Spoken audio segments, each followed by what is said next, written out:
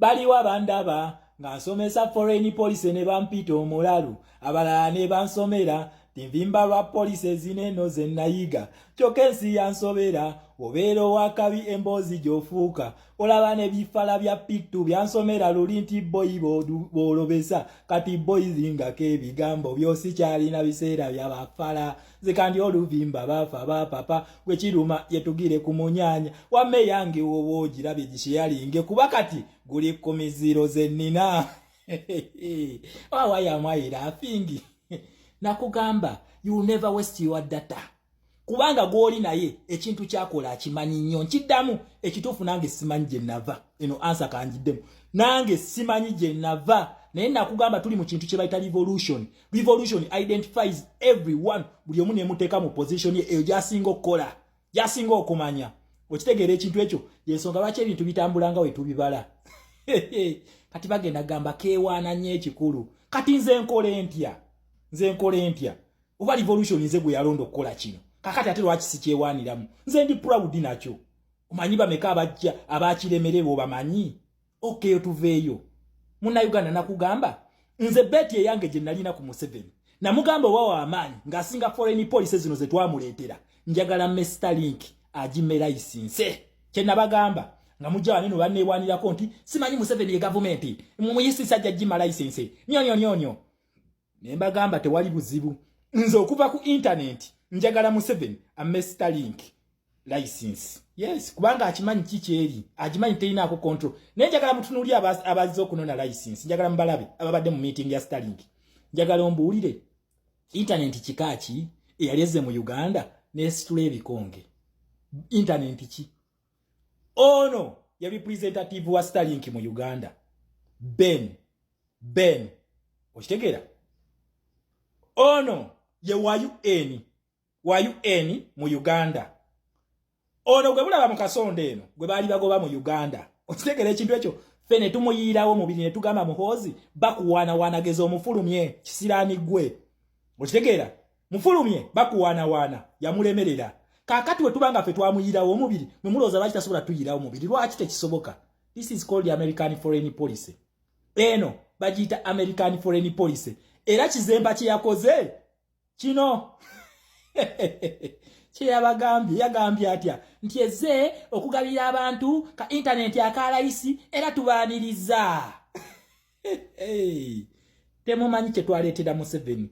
I told you nakugamba nti Museveni you're messing with wrong buttons era nakuwoninga ne kugamba Kyagulanyi oyo mwandibadde mutuula ne muteesa nga abasajja tebannanyiiga buno obusungu bwabaddeko ennakasero ndowooza obulaba busungu kyetwetaaga okimanyi kyetwakugobedde Congo kyetwetaaga ne mu Uganda nakugaye mu Uganda bana abasajja oluva Congo bayingira Uganda ono Klopp ambassador wa America mu Uganda nakugamba revolution yaffe yayita mu American foreign policy era nabagamba nti no revolution we nabe closinga mugenda kulaba policy zino kino kye bayita climax ya revolution muzimbe gali tugenda mu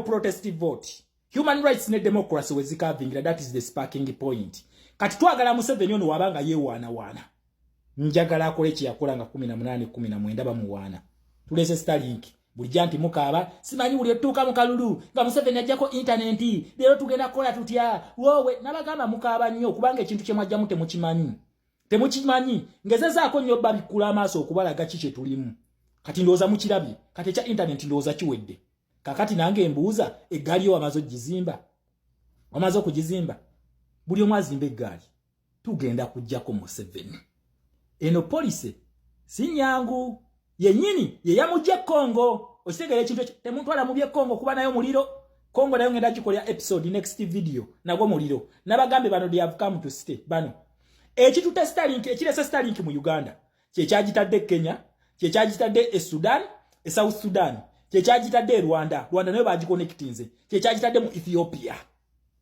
ne Somalia tugenda gattayo ne Congo tugenda connectinga eno Starlink it is an American weapon nkiddamu it is an American weapon kino kyakulwanyisa naye ate teri yokka waliwo nejja ziri bbiri waliwo n'ey'Omungereza bagiyita Zerinda Zephyrs ejja naye ejja ne for the meantime let us welcome this one Let us embrace this one. This internet is cheap. Why? Buli omu olina okubeera ne security ewaka.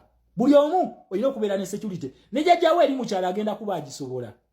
Airtel ebyo badde babba kasuubuluzo. Kubakola mu ssente ono agenda okujja kuba akimanyi nti ono wa layisi nnyo. Kati ono wanaayingira e Uganda. Airtel mugenda kumuddukako ne MTN mugenda baddukako. Ebyo fiber internet ebibadde bidiringanga ne Museveni okunyigiriza banna Uganda. Byo biweddewo kati. Biweddewo. Eno satellite internet tagina ku control. Eno tayina bikebo bye byagenda kuulayo. Tebiriiwo. Eno ina okubeerako 24/7 surveillance. Uganda ina kubeera ku map. N'akawuka kayita wansi tugenda kuba tukalaba. Region yonna ya East Africa egenda kubeera ku satellite. Lwaki nakugambye ffe twaze kulwanagana na mu Russia. Yes, our fight is with the Russian. Tugenda kuba mu Russia. Tumuje mu region, tumwambuse eri mu West Africa. We tumala okumwambusa mu West Africa. Tugenda basalako trade. Obuja kujanga bukababu Ibrahim Traore. Ibrahim Traore bwagenze mu Russia ne China. Bugenda kujanga bukaba. Nga tubusazeeko trade. We run the world. We run the world. America power. Kati bagamba shamo wana nnyo mu America. Kati nze nkole ntya? Nze mpagira omunafu. Singa kati mpagira muhozi wapirawo. Kubaye mu Russia. Nenze siwagira munafu. Nze chimpagiza Kyagulanyi na kugamba yakwata police zilize nyini. Bano ba opposition abalinganga batusirwaza babe. Sije balukwago. Nonsense ate bakoma mu tukola alliance kudiruki. Ngani akola alliance namwe babbimwe. Mukitegera bano babaddenga bachali ba Museveni. Yeso lwaki babaddenga bakusirwaza. Najjako internet. Mbesije laga bannange sibanyene nagulu waliwe ekiyumba ky'omulasha. Kyogamba alito manyi ti Starlink esobola okujja mu Uganda. Walito bimanyi. Mwalite mubimanyi mwe ba fake opposition. The real opposition is going to take power. Just watch the space. Gwe muna Uganda nakugambe wetegekere ekintu bakita batya human rights. Human rights okuza activating. Democracy ayina okubeera nga alinyiriddwa. Democracy ona agenda alinyirirwa atya njagala mugende mwenna mulonde. Yes, tugenda kubeera ne you vote. Kuluno tagenda gitaataganya. Mugende mulonde.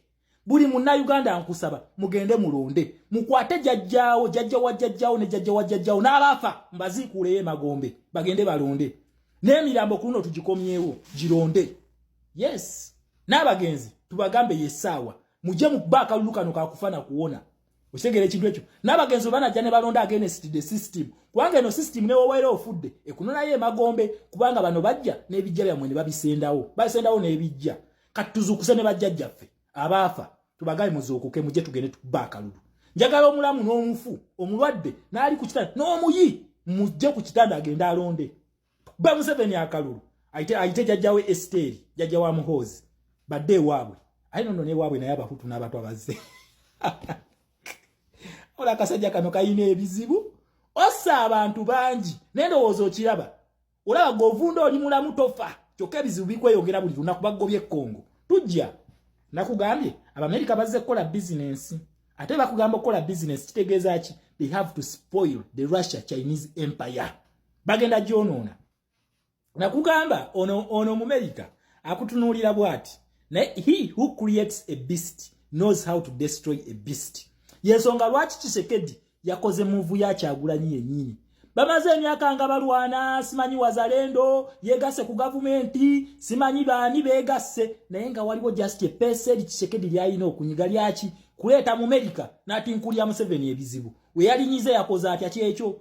Opposition ye Uganda ekintu kyali erina okukola kuleta American foreign policy ne UK foreign policy ne bajingiza mu bintu byaffe ne tujjako nakyemalira naye abantu abo babaddenga bakola ne Museveni. Nakugambye tukyali ku nsonga ya Starlink. Umanyi nange njogera nnyo. Ogirabye ensonga tuli ku ya Starlink. Okitegeera ekintu ekyo gye tuliko. Nabagamba njagala Museveni ono ba musajja. Nga ye wana anti musajja. Njagala me Starlink license then bamulage fire. Nero zambala bagenzo kuluna ya mabaluwa bo mbetegereza yebe bano bakuli American foreign policy mu Uganda. Ono ambassador wa America ye president wa America mu Uganda ono ostegere ekintu ekyo ono wakati kati ono wa UN United Nations nakugamba tulina mu ne UN charter mu bintu byaffe mu nsonga zaffe mulimu ekintu kye bayita UN charter. Yes, then ono ye representative Ben Mark Williams omutegedde. Yes, ono ye ambassador deni nze mwogezi wa Starlink. I am Shama to speak for Starlink and it is welcome. Era falawa mwekizempa agambye you are welcome. Omanyinga mukama wana akukyalirako ewuwo n'omugamba you are welcome. Museveni wakikoze. Respect my people.